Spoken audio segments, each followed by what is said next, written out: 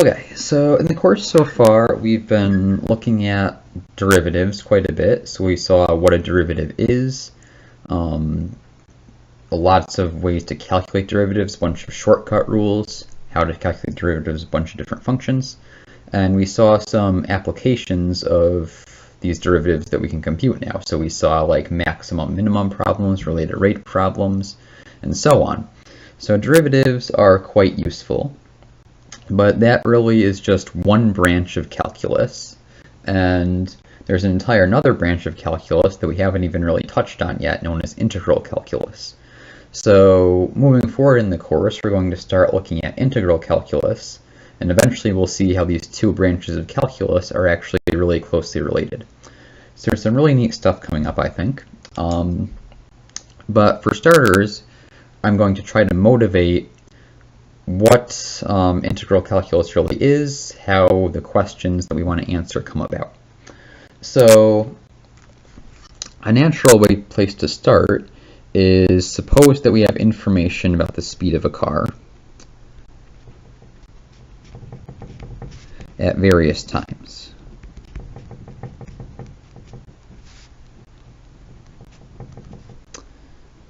So maybe the driver just looks at their speedometer periodically to see how fast they're going. And so we're given these values in a table, and let's say that we get values every 2 hours.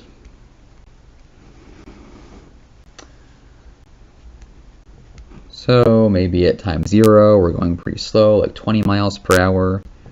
Then as time goes on, we start speeding up. And eventually we're going pretty fast. These are all in miles per hour. So we like to estimate how far the car has traveled after these 6 hours.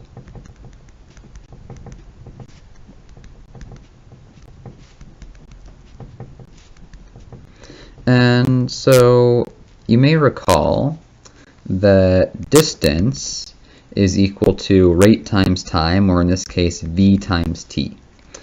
So we can approximate, for example, the distance traveled between t equals 0 and t equals 2 by looking at, okay, what was our velocity during that time interval, and what was the length of time we were going at that velocity? Well, the problem is we don't know our velocity at all the times in this interval, right? The velocity may have been changing. Let's just suppose that this 20 miles per hour that we had at the start was a constant speed that we drove at for those entire 2 hours. In that case, it would just be an approximation because our velocity actually did change a bit. We could guess that the distance traveled is about our speed times the time we went on that speed, which is 40 miles. Now similarly, we could look at t equals 2 to t equals 4. And we could say, okay, suppose that for those entire 2 hours we were driving 30 miles per hour. Then we could estimate that we traveled 60 miles in those 2 hours. And lastly, if we wanted to look at t equals 4 to t equals 6, we could estimate that we'd traveled 50 times 2, or 100 miles. So our total distance would be, it looks like 40 plus 60 plus 100, which gives us a total of 200 miles traveled. And this is an estimate of the total distance. The reason it's only an estimate is because the velocities could have changed in between these time intervals, and we just assumed they were constant. So now, if we wanted to get a better estimate, what could we do? Well, here we only had information about what the car was doing every 2 hours. If we had more information about the car's speed, then we could get a better approximation to the actual distance that it traveled. So let's suppose we were given more values.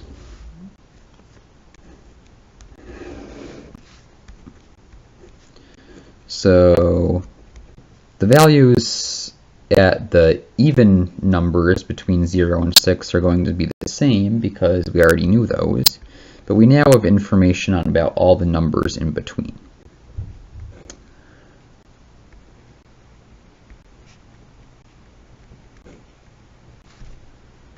So we still don't know what was happening, for example, between 0 and 1 or between 1 and 2, but we have a lot more information than we did in the previous table. So now we can follow a similar procedure and estimate that d is equal to the speed we were going at the start times the length of time we went for that speed, so 20 times 1, plus then our speed at time 1 was 25, plus, this is supposed to be 30 it looks like, so 30 times 1 plus 35 times 1 plus 50 times 1 plus 60 times 1. So basically the same procedure as before. What was our speed? How long do we go at that speed? We add all those up and that gives us an estimate for the total distance. And it turns out that this works out to 220 miles. So then you can imagine if we wanted to get an even better estimate, maybe I could get information about what was the speed every half an hour. We'd add up even more terms and get a closer to the actual value. So let's think about what's happening graphically when we do this. So our velocity looks sort of like this, roughly speaking. 6 is somewhere out here, 4 is here, 2 is here. So this was corresponding to this first table that we had, where we had information every 2 hours. And so when we multiply time times velocity, what we're really doing on this graph is taking the function value for v at the start of the interval, which was 20, multiplying that by the amount of time that we estimate we went at that speed, which is 2 hours, and that product gives us the area of this rectangle, right? Because the height of the rectangle is 20, the width of the rectangle is 2. And the reason why we don't get the exact distance traveled is because the velocity was changing, right? If it had been 20 the entire time, then the area of this rectangle would be the total distance traveled. But because the velocity was increasing, there's some extra area up here that was left out that should have been included if we wanted to get the actual distance. Similarly, when we do 30 times 2, we're taking the height here, which is 30, multiplying by the amount of time we estimate that we go at that speed, so we get the area of this rectangle. And for the last one, we get the area of this rectangle. When we increase the number of rectangles, or the number of data points, we also increase the number of rectangles. So now we have, let's say, 1, 2, 3, 4, 5. And when we do this sum here, a bunch of things times 1, we're really finding the area of all of these rectangles.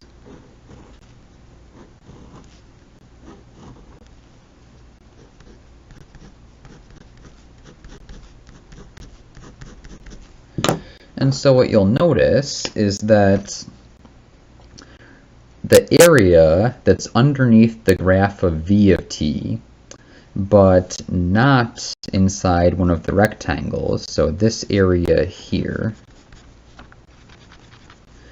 is what causes us to not get the exact value of d. If we'd included this red area, then we would have had the exact value.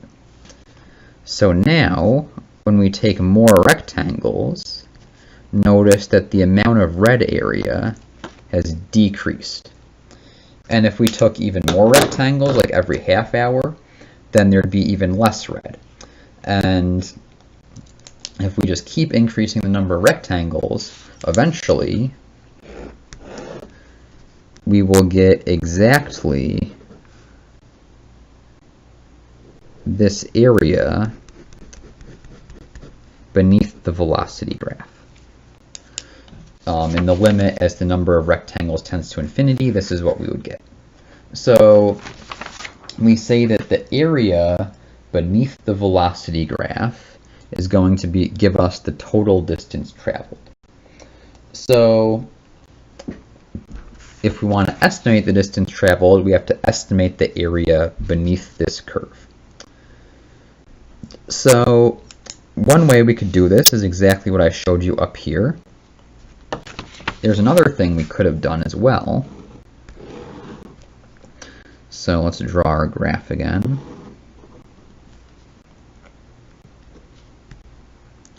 Let's just do the case when we had information every 2 hours for simplicity. So I said when I did this estimate here that I was going 20 miles per hour at the start of the time, so I'm going to assume that for the entire 2 hours I was going 20 miles per hour, then multiply that by the amount of time I went at that speed. But now at the end of that interval I was going 30 miles per hour. So maybe I don't think that my speed at the start of the time interval is the best estimate for how fast I was going for the whole time. Maybe I think it's better to use the speed I was going at the end as an estimate for how quickly I was going the whole time.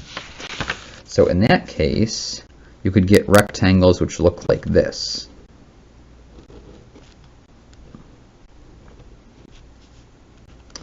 And we would estimate the distance traveled is the area of all these rectangles.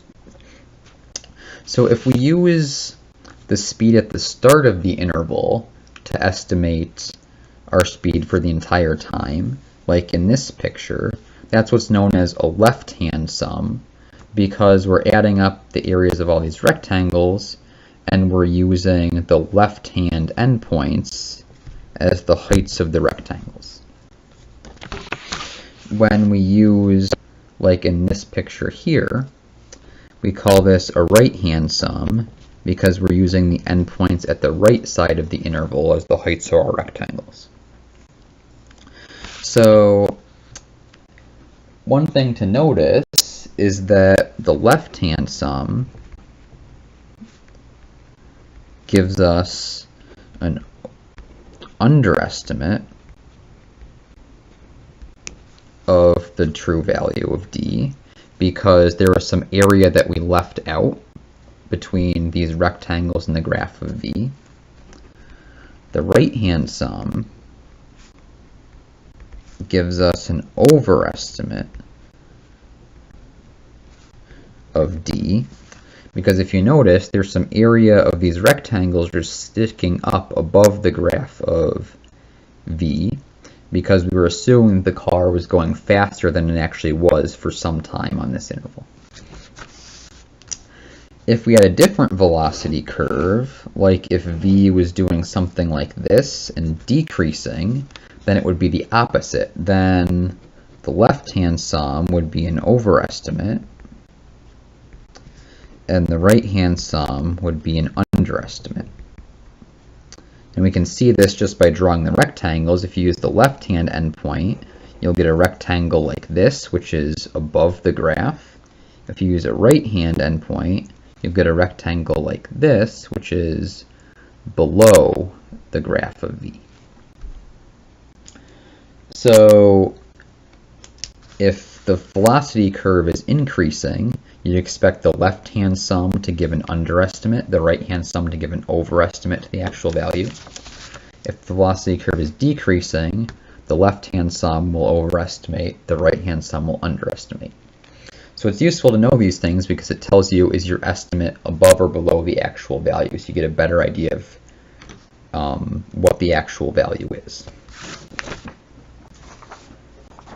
Okay, so this is left-hand and right-hand sums.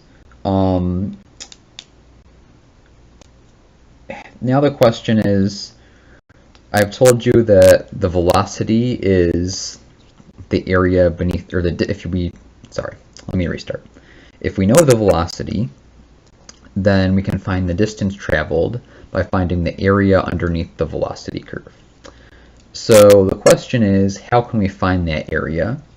Well, what I've said is that we can approximate it by adding up a bunch of rectangles, but that's only an approximation, and in order to get a better approximation, we need to take more rectangles. And in order to get an even better approximation, we need to take more rectangles. And ultimately, if we want to get the exact value, you have to take a limit as the number of rectangles tends to infinity. So then the question is, how do we add up the areas of infinitely many rectangles? So that is sort of the foundation of integral calculus. How can we find the area underneath the curve? By approximating that area using a bunch of rectangles and taking a limit as the number of rectangles tends to infinity. So this is a problem that we're going to study in much more detail in the upcoming lectures.